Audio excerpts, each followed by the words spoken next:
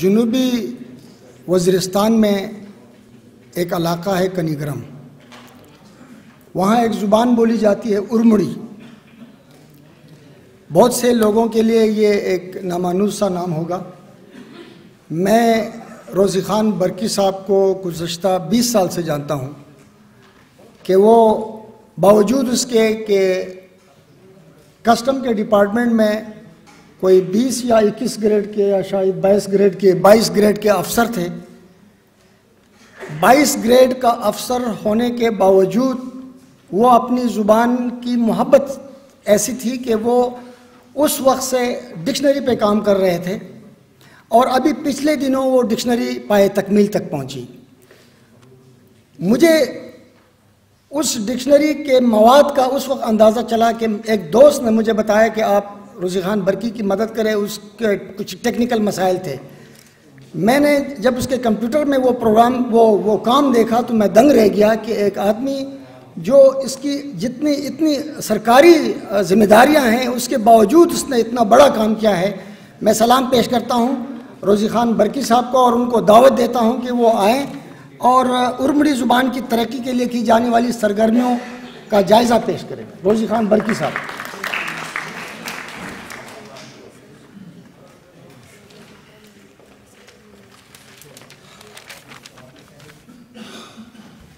بسم اللہ الرحمن الرحیم۔ سب سے پہلے تو میں ہند کو ادبی بورڈ جو ہے اس کا شکریہ کہ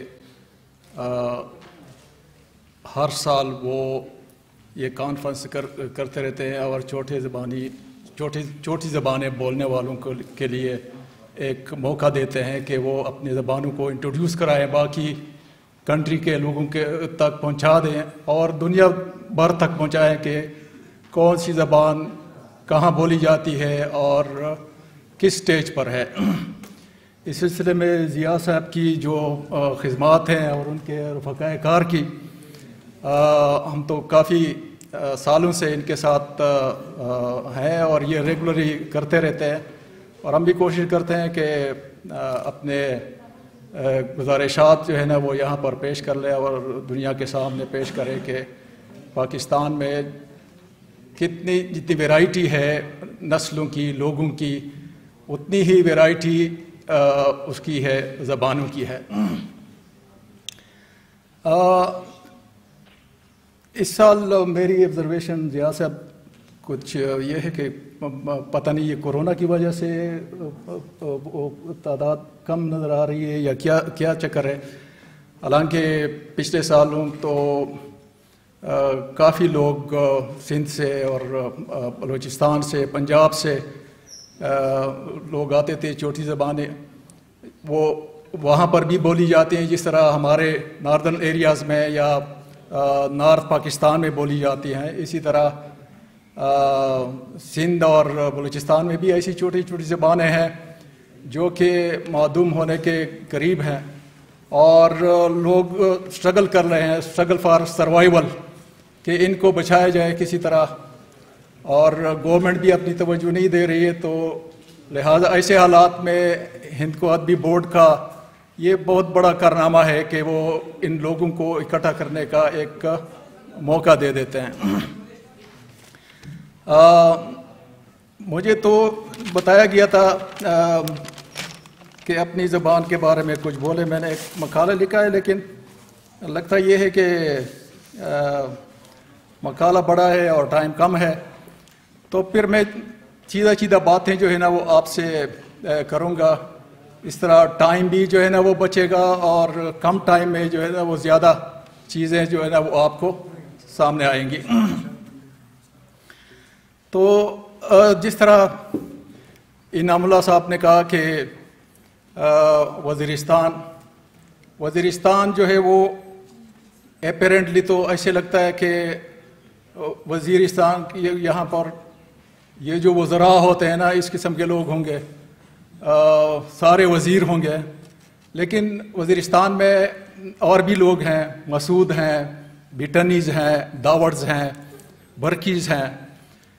تو بلکہ اس یہ نام جو ہے نا یہ جو دیا گیا ہے یہ 1892 میں جب 1894 میں جب ڈیورنٹ لائن نے یہ لائن کھینچی تھی افغانستان کی گورنمنٹ کے ریکویسٹ پہ، مطلب انڈین امپائر کے جو وہ تھے ریپرزینٹیٹیو تھے ڈیورنٹ، انہوں نے یہ افغانستان کی گورنمنٹ کے امیر کے کہنے پہ جو ہے نا یہ لائن کھینچی تھی. تو اس سے پہلے جو ہے نا اس علاقے کو کوہستان کہا جاتا تھا. تو اور اس میں جو ہے نا وزیر اور مسعود یہ بعد میں آنے والے ہیں، یعنی جب یہ لوگ 18ویں سنچری کے اینڈ میں بیرمل اور اس سے آگے خوست سے، تو پھر یہ علاقہ جو ہے نا انگریزوں نے اس کا نام 2 ایجنسیاں، ایک ساؤتھ ایک نارتھ، اس کا نام جو ہے نا وہ کوہستان کی بجائے وزیرستان رکھ دیا، کیونکہ زیادہ میجارٹی جو ہے نا وزیروں کی ہے، وزیر قوم کی. تو ان سے پہلے جو ہے نا یہ سارے برکیز جس کو ارمڑ بھی کہتے ہیں، تو یہی لوگ رہتے تھے. اور کچھ جو ہے نا کھیوی جو کہ اب ایکسٹنکٹ ہے یہ ٹرائب وہ رہتی تھی. یہ آپ کو بایزید پیروشان کی کتابوں میں یہ ساری چیزیں جو ہے نا وہ نظر آئیں گی. اب بایزید پیروشان کی بات آ گئی، تھوڑا سا میں عرض کر لوں کہ بایزید پیروشان جو ہے نا وہ ہمارے گاؤں ہی کے تھے، اور انہوں نے وہ پہلے شخص ہیں جنہوں نے پشتو اسکرپٹ، پشتو کے لیے الفابیٹس تیار کیے. اس سے پہلے پشتو جو تھی وہ صرف بولنے والی زبان تھی، لکھنے والی زبان نہیں تھی. اس نے پہلی کتاب جو ہے نا وہ خیر البیان جو کہ اسلامک شریعہ اور صوفیزم کے اوپر ہے وہ اس نے لکھی. وہ ہمارے گاؤں ہی کے تھے. تو وہ پھر بعد میں جو ہے نا وہ مغلوں کے ساتھ لڑے. اس نے جو پشتون نیشنلزم ہے اس کا جھنڈا اٹھا کے، بلکہ ہی وہ جو ہے نا فاؤنڈر ہے اس کے پشتون نیشنلزم کے.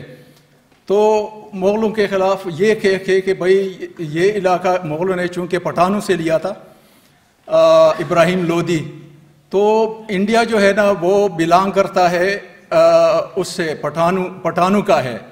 تو یہ مغل جو آئے ہوئے ہیں، ہم تو آج کل ان کو جو ہے نا یا ان کی تاریخ جو لکھی گئی ہے ان کو ہیروز پیش کرتے ہیں، جبکہ یہ تو انویڈرز تھے، ایز گڈ اور as bad as the British. تو وہ انویڈرز تھے، اور ان انویڈرز کے خلاف اس نے جو ہے نا عالم بغاوت بلند کیا، اور پھر کافی مار بھی کھایا اور ان کو بھی مارا ٹھیک ٹھاک. کوئی 150 سال تک جو ہے نا وہ ان کے خلاف لڑے. تو ان کی نسل جو ہے نا وہ لڑتی رہی. باقی جو لینگویج ہے، لینگویج اس کی اوریجن ہے، اس کی اوریجن یہ ہے کہ یہ پشتو، ارمڑی، پراچی، یہ 3 زبانیں ہیں. یہ ساکھا لینگویج کی وہ ہے بیٹیاں ہیں. ساکھا اس کو کوٹانی بھی کہتے ہیں، کوٹانی ساکھا. تو یہ جو ہے نا اس لینگویج سے ان کی ڈاٹرز ہیں. یہ 3 لینگویجز ڈیولپ ہوئی، پشتو، ارمڑی اور پراچی. اب پراچی کے کچھ بولنے والے اس میں افغانستان میں ہیں، لیکن پاکستان میں جو ہے نا وہ مجھے کہیں نظر نہیں آئے. اور ارمڑی بھی جو ہے وہ صرف اب افغانستان میں لوگر میں ایک گاؤں میں بولی جاتی ہے، لیکن اس کے لوگ بھی جو ہے نا وہ زیادہ تر پشتو یا فارسی میں کنورٹ کر گئے ہیں. صرف یہ ہمارا جو علاقہ ہے کانی گرام، اس میں ابھی تک زندہ ہے، اور اسٹرگلنگ فار سروائیول والی بات ہے. تو یہ ہے اس پہ کام جو ہے نا وہ ہوا ہے. اس کے اوپر انگریزوں نے بھی کچھ کام کیا ہوا تھا، لیکن بدقسمتی سے انہوں نے کچھ چھوڑا نہیں پیچھے. اور گرائرسن جو کہ ان کے انعام اللہ وغیرہ کو پتہ ہے کہ گرائرسن جو ہے نا وہ ایک گریٹ لنگوسٹ ہے، اور اس نے India linguistic survey of India کے نام سے جو ہے نا کوئی 12 جلدوں کی ایک بہت ضخیم کتاب لکھی ہوئی ہے، جس میں سارے جو انڈین سب کنٹیننٹ اور افغانستان کی جو زبانیں ہیں، اس کے افغانستان کے کچھ اس علاقے کی زبانیں ہیں جو ڈیورنڈ لائن سے بالکل اکراس دی ڈیورنڈ لائن. تو اس نے کوئی 300-350 لینگویج پہ کام کیا ہوا ہے انڈیا میں بولنے والی زبانوں کی، اور اس میں ارمڑی، پشتو اور بلوچی، اس کے اوپر یہ 12 والیوم جو ہے، والیوم 12 یہ اسی کا ہے. اور اس میں سب سے زیادہ یعنی بلوچی اور پشتو سے بھی زیادہ جگہ انہوں نے ارمڑی کو دی ہے. لیکن بس وہی بک ہے. اور اس کے بعد جو ہے نا وہ ایک یہ 1920-1918 کی بات ہے.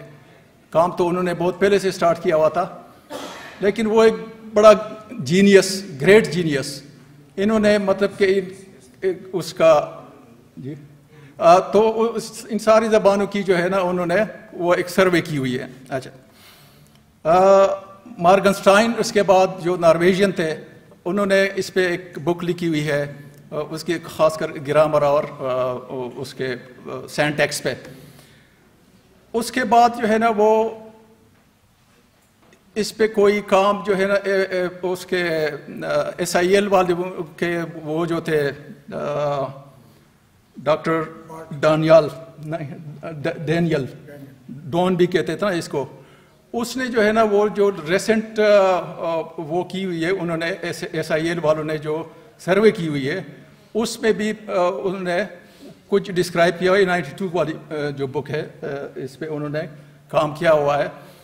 لیکن جو بیسک کام ہے وہ پھر مجھے اللہ نے جو ہے نا وہ موقع دیا کہ میں جب یونیورسٹی اسٹوڈنٹ تھا تو اتفاق سے مجھے اسی پہ جو ہے نا تھیسس ملا.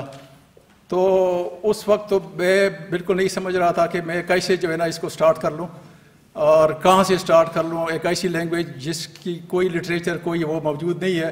البتہ ایک ایڈوانٹیج مجھے تھی کہ میری مدر ٹنگ تھی، تو اس پہ جو ہے نا میں نے جب کام شروع کیا تو بیچ میں جو ہے نا وہ سروس میں جوائن کر گیا، CSS کر کے جو ہے نا وہ کسٹم ڈپارٹمنٹ میں گیا، تو بات وہاں پر رہ گئی.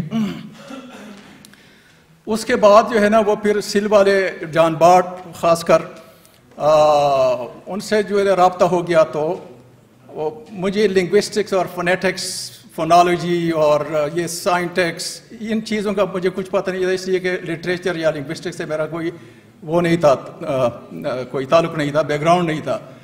تو ان کے پاس جا کے ان کی ٹیم ہوتی تھی اسلام آباد میں. تو پہلے تو پشاور میں تھی فرنٹیئر لینگویج انسٹیٹیوشن کے نام سے. وہ وہاں شفٹ ہو کے انہوں نے نام اس کا چینج کر کے اس کو فورم فار لینگویج انیشیٹیوز وہ کر دیا، کنورٹ کر دیا، اور وہاں پر اسلام آباد میں رجسٹر کیا. اس رجسٹریشن میں بھی میں نے ان کی ہیلپ کی. تو بہرحال وہ تھینکس گاڈ کہ انہوں نے 9/11 کے بعد جو باہر کے لوگ تھے وہ ظاہر ہے ان کو ڈر تھا، تو وہ سارے بیچارے چلے گئے، حالانکہ انہوں نے بڑا بہترین کام کیا ہوا تھا. تو لیکن لکیلی کہ انہوں نے ایک ادارہ چھوڑ دیا FLI کے نام سے، اور وہ ابھی تک خدمات کر رہے ہیں. اس میں لوکل لوگ ہیں لیکن بڑے پروفیشنل اور اچھے قسم کے لوگ ہیں جو کہ صرف اپنے کام سے کام رکھتے، اس پہ کام پہ کنسنٹریٹ کر لیتے ہیں. تو ان کے سے میں نے کافی کچھ سیکھ لیا کہ یہ ساری چیزیں کیسی ہوتی ہیں.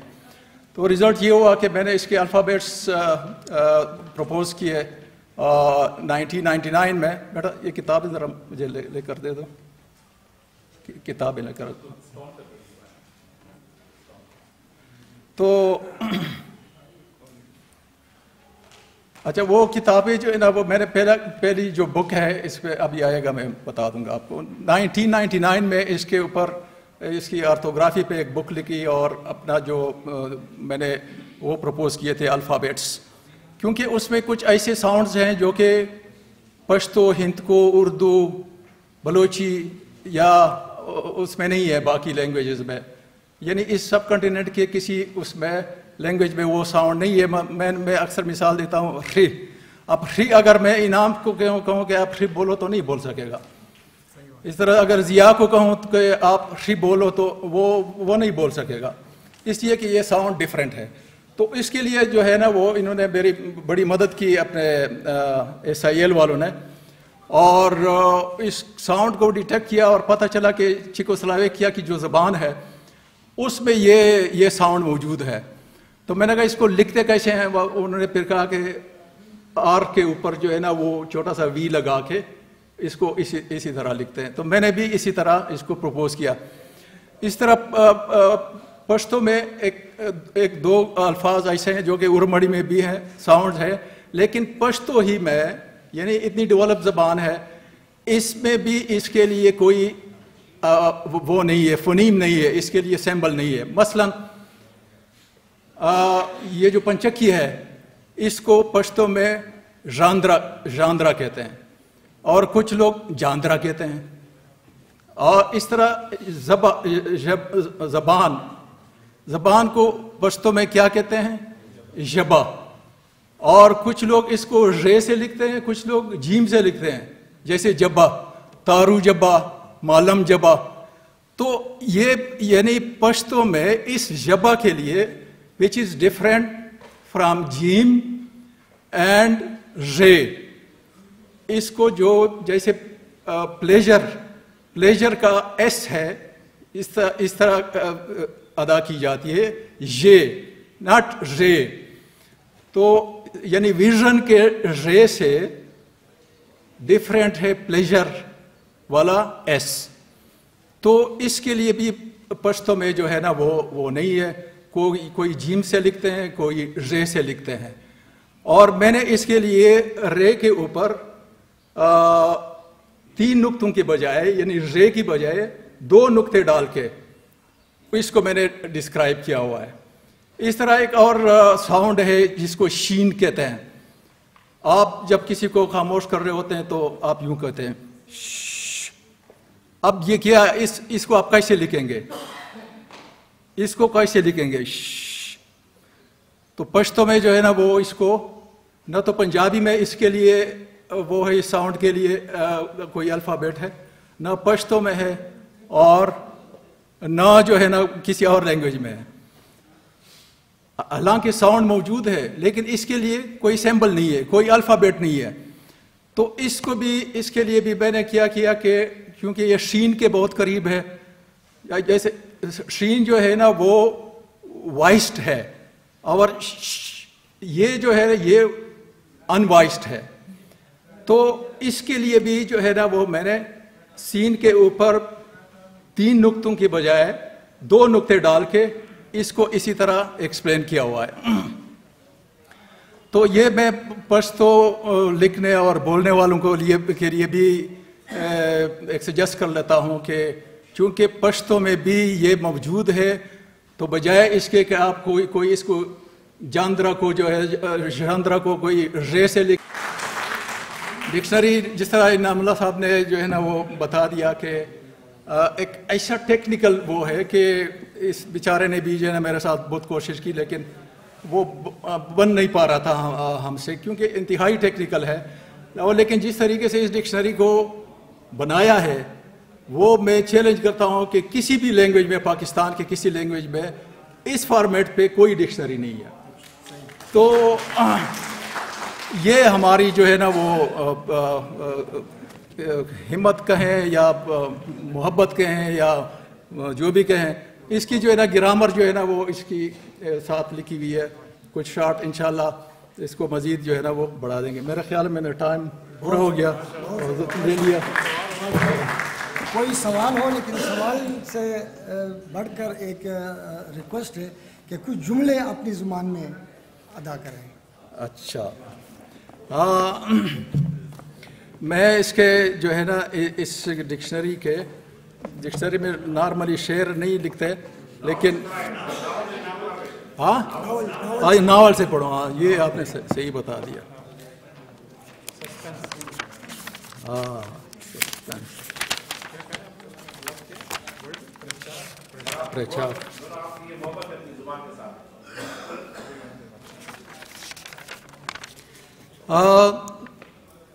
یہ ناول جو ہے نا یہ 2 جڑواں بہنیں ہیں.